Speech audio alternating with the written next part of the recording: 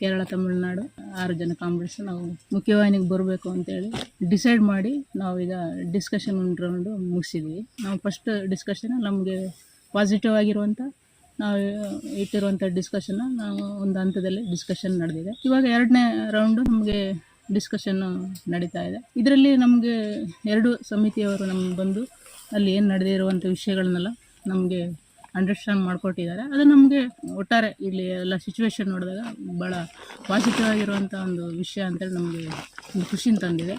ಅದನ್ನು ನಾವು ಎಲ್ಲರೂ ಕೂಡ ನಾವು ನಮ್ಮ ಎಲ್ಲ ಕಾಮ್ರೇಡ್ಸ್ ಕೂಡ ಅದನ್ನು ನಾವು ಸ್ವಾಗತಿಸ್ತೀವಿ. ಮತ್ತು ನಾವು ಅದನ್ನು ಮುಂದೆ ನಾವು ಜನರ ಮುಂದೆ ಕೂಡ ನಾವು ಅದನ್ನು ಮುಂದೆ ತಗೊಂಡು ಹೋಗೋಕ್ಕೆ ಬಯಸ್ತೀವಿ. ನಾವು ಇಟ್ಟಿರುವಂಥ ಡಿಮ್ಯಾಂಡ್ಗಳನ್ನು ಸರ್ಕಾರ ಕೂಡ ಈಡೇರಿಸುತ್ತೆ ಅನ್ನುವಂಥ ನಮಗೆ ಭರವಸೆಯೊಂದಿಗೆ ನಾವು ಸರ್ಕಾರ ಮತ್ತು ಇಲ್ಲಿರುವಂಥ ಏನು ಎಲ್ಲ ಶ್ರಮ ಹಾಕಿದವರು ಎಲ್ಲರೂ ಮತ್ತು ಕಮಿಟಿಗಳ ಎಲ್ಲ ಮೆಂಬರ್ಸು ಕೂಡ 2 ಸಮಿತಿಯ ಮೆಂಬರ್ಸು ಕೂಡ ಏನು ಇವಾಗ ಎಲ್ಲ ರೀತಿಯ ಶ್ರಮಗಳನ್ನು ಹಾಕಿ ನಮ್ಮನ್ನು ಒಂದು ಮುಖ್ಯವಾಹಿನಿಗೆ ತಗೊಂಬಂದು ನಾವು ಅಲ್ಲಿ ಏನು ಪ್ರಜಾತಾಂತ್ರಿಕವಾಗಿ ಮತ್ತು ಸಂವಿಧಾನಾತ್ಮಕವಾಗಿ ಏನು ಹೋರಾಟ ಮಾಡಬೇಕು ಅಂತೇಳಿ ಏನು ಬಯಸ್ತಿದ್ದಾರೋ ಕಮಿಟಿಯವರು, ಅದೇ ರೀತಿಲಿ ನಾವು ಜನರ ಪರವಾಗಿ ನಾವು ಕೊನೆ ತನಕ ನಿಲ್ತೀವಿ. ಜನರಿಗಾಗಿ ಹೋರಾಟ ಮಾಡಲಿಕ್ಕೆ ಯಾವುದೇ ರೀತಿ ನಾವು ಹಿಂಜರಿಯಲ್ಲ.